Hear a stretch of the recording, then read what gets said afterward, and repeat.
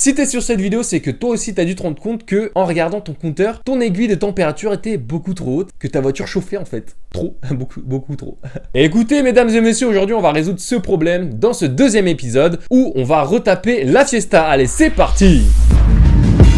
Yo la Rita femme, j'espère que vous allez bien et bienvenue sur ce nouvel épisode où on retape la Fiesta pour pas cher. Quoi, qu'est-ce qu'il y a? Ça là, sur le tableau, vous avez remarqué que c'était nouveau dans la chaîne? Quoi, vous voulez savoir ce que c'est? Non, c'est pas le thème de la vidéo. Bon, ok, si vous assistez, attendez.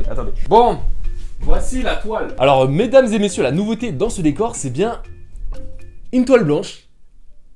Voilà. Non, en plus, sérieusement, ça faisait un moment que je me tâtais à prendre une toile et à dessiner dessus. Enfin, faire un dessin, en gros, un dessin, une peinture, tout ça, t'as capté. Petite histoire, c'est qu'en fait, quand j'étais petit, à partir du collège jusqu'au lycée, je dessinais beaucoup. Genre, tout le temps. Des fois, je prenais des journées entières, je dessinais souvent des voitures, hein, vous avez compris, des personnages ou des paysages, en plein de trucs. Là, comme ça, j'ai vu cette toile, ça m'a rappelé plein de souvenirs. Je me suis dit, hé, le truc, c'est que j'hésite à dessiner une voiture ou un autre truc un peu plus décoratif, tu vois. Mais en fait, dans les commentaires, allez-y, carrément. Votez si vous préférez que je peigne une voiture ou un truc créatif, genre qui sort de mon cerveau, tu vois. Je vais le laisser là-haut et je vais avancer petit à petit. Vous pourrez le voir en fait au fur et à mesure l'état d'avancement du dessin. Revenons à la vidéo. Pour l'instant, commençons à expliquer le but d'un thermo... Comment ça, mes voitures tombent toujours en panne? Bah écoute gros, la rover verte déjà, problème électrique, t'as pas réussi à le résoudre. La rover grise, fallait vraiment que tu changes la pompe à essence avec le bruit que ça faisait. Et maintenant la pièce...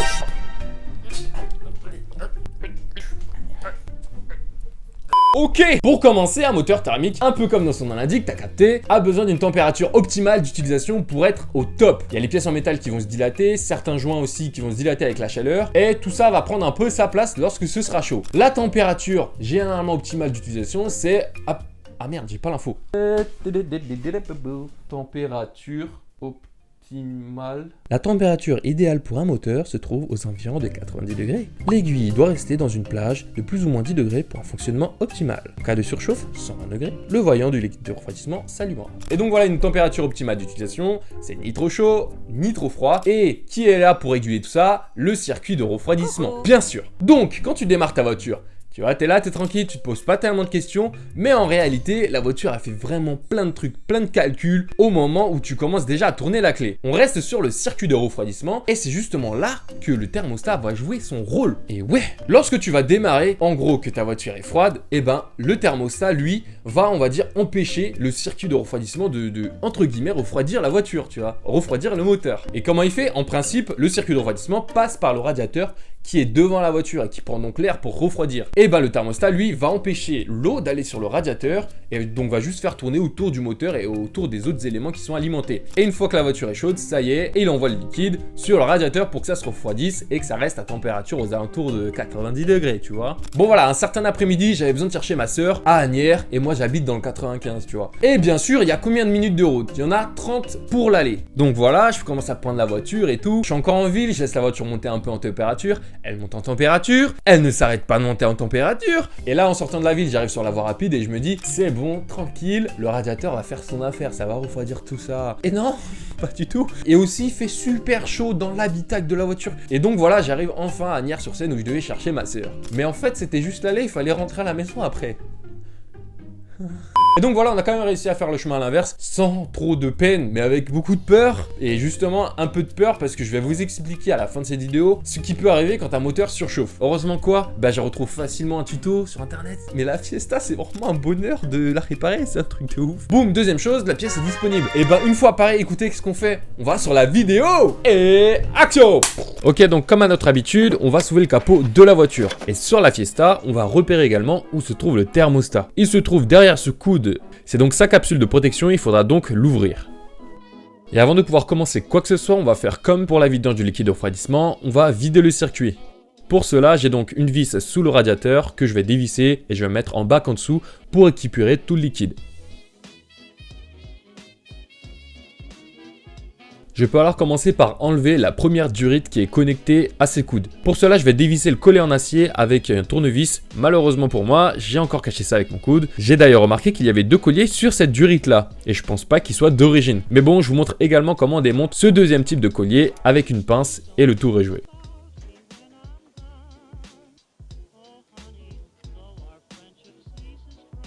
Une fois que vous avez retiré tous les colliers qui tenaient à la durite, vous pouvez la tirer avec la main. Néanmoins, faites attention aux éclaboussures de liquide de refroidissement qui ont pu rester dans les circuits lorsque vous avez fait la vidange. Une fois le premier démontage réalisé, je peux m'attaquer donc à la deuxième durite. C'est le même principe et à la fin, je n'ai juste qu'à la retirer avec la main.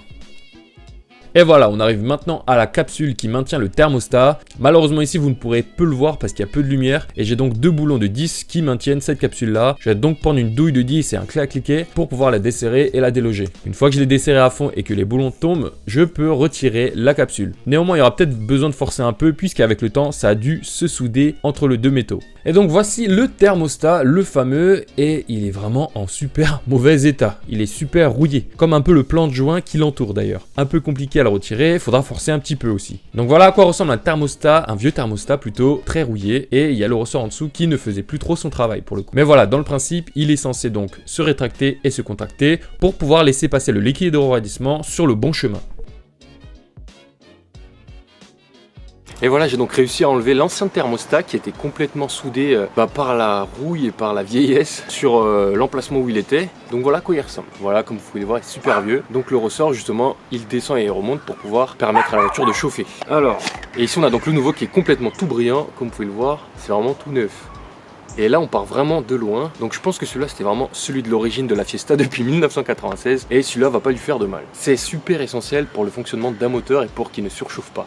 Avant de pouvoir aller plus loin dans cette réparation, on va donc nettoyer le plan de joint sur la capsule et on va également faire de même sur le plan de joint où était posé le thermostat. Je me sers d'une lame de cutter et je vais gratter jusqu'à ce que ce soit gris et qu'il n'y ait plus de résidus. On installera également un joint en papier qui permettra d'assurer l'étanchéité mais également d'empêcher les deux métaux de se souder entre eux. Bon, ça y est, la nuit est tombée, comme vous avez pu le remarquer. Mais surtout, petit problème de parcours, il faut du joint silicone pour pouvoir sceller en fait le thermostat à son emplacement que je n'ai pas. Et du coup, comme il est le soir, et tout est fermé. Ce que je vais faire, c'est que je vais attendre demain pour pouvoir en acheter et ensuite pour pouvoir refermer tout le circuit. Je pensais que ce serait plus simple que ça. Allez.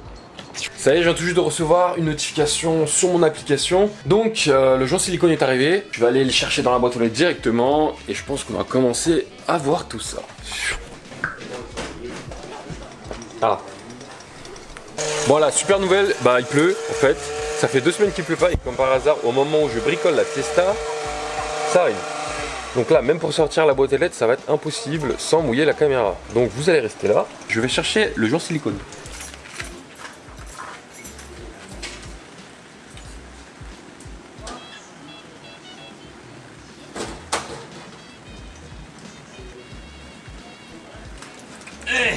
Un petit peu il pleut là, hein.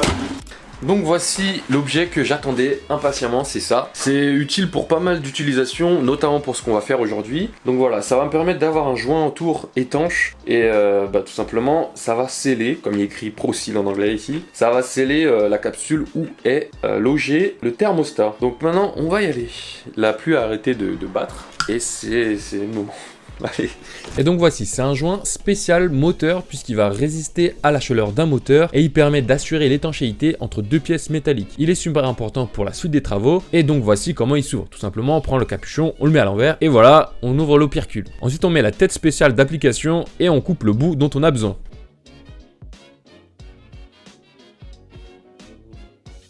Et bien sûr, n'oublie pas de ramasser le plastique pour la planète sympa. Je vais alors reprendre le joint en papier et je vais le mettre d'abord d'une face. Il faut que je fasse bien le tour sans trop déborder et sans mettre trop de quantité également.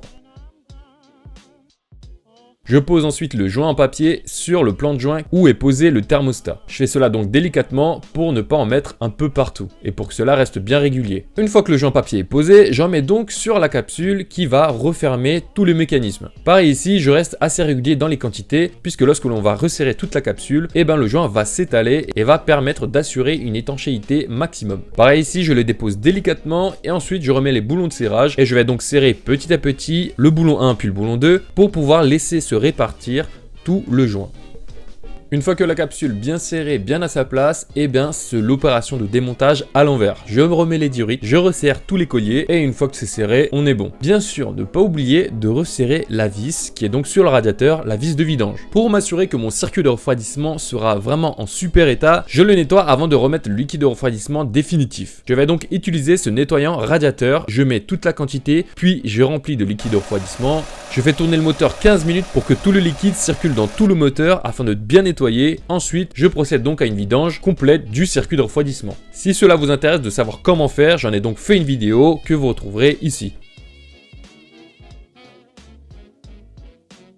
Pour l'opération d'aujourd'hui, on a donc 6,54 € pour le thermostat. Avec les frais de livraison, on revient à 11,53 €, plus les nettoyants radiateurs qui nous aura coûté 10 €, ce qui nous fait un total de 21,53 €. Et donc, si on récapitule avec la peinture des jantes de la dernière fois, qui nous a coûté 8 €, en tout, on est à 29,53 € pour ces deux premières opérations. Et ouais, vous retrouverez tout ce dont je viens de parler en description comme d'habitude. Pour conclure, le thermostat a un rôle super méga important et son principe est assez simple. C'est un ressort arrivé à une certaine température qui va s'ouvrir et se fermer. Et en plus de ça, vraiment, c'est pas cher. Donc vraiment, vaut mieux anticiper le truc, sachant que faut le changer. Il est recommandé de changer le thermostat quand on remplace la pompe à eau, des durites ou un radiateur moteur, ou alors quand on fait une vidange du liquide de refroidissement tous les 2 ans, comme j'ai fait justement pour la Fiesta dans cette vidéo là. Le mieux c'est de remplacer tous les 2 ans en même temps que tu fais ton liquide de refroidissement. Et donc voilà, comme je vous ai dit en début de vidéo, on va parler des risques d'un moteur qui surchauffe. Parce qu'en soit une voiture qui sous-chauffe, je vois pas trop le problème. Bon après, sous-chauffer c'est rare quand même. Le problème d'un moteur qui sous-chauffe, c'est que tu risques d'abîmer ton joint de culasse. Ça vous rappelle un truc ? Bah allez voir cette vidéo. Et donc voilà, comme vous pourrez le voir dans cette vidéo, le joint de culasse est super important pour le bon fonctionnement d'un moteur. Ensuite, si le moteur surchauffe beaucoup et beaucoup trop longtemps, c'est qu'on risque d'une déformation de la culasse. Et ça pareil, si des éléments sont déformés, eh ben ils jouent plus vraiment leur rôle de d'étanchéité et ça risque de faire des fuites et ça risque de donner des résultats vraiment pas jolis. Après ça, c'est ce qu'on voit le plus souvent, bah une moteur qui surchauffe, t'as une durite qui pète, tu vois, et c'est là souvent que t'as les voitures avec de la fumée qui part du dessus ou plein d'eau qui est d'un coup. Donc voilà un peu des trucs que vous pourriez éviter à changer votre thermostat tous les 2 ans. Par exemple, s'il est toujours en position ouverte, et ben on aura un moteur qui va prendre beaucoup plus de temps à chauffer et à atteindre sa température optimale d'utilisation. Et par contre, dernière chose super importante, aimez la vidéo, partagez-la si vous avez vraiment kiffé. Il y aura d'autres épisodes sur le concept encore de la Fiesta à retaper. Suivez-moi également sur tous mes réseaux sociaux, je suis actif en ce moment sur Instagram et TikTok. Et bien sûr, vous pouvez toujours m'aider sur YouTube, voilà, en regardant une pub ou quoi que ce soit. Je vous remercie d'être resté jusqu'à la fin de cette vidéo et je vous dis à la prochaine pour une nouvelle vidéo. Oh, wow.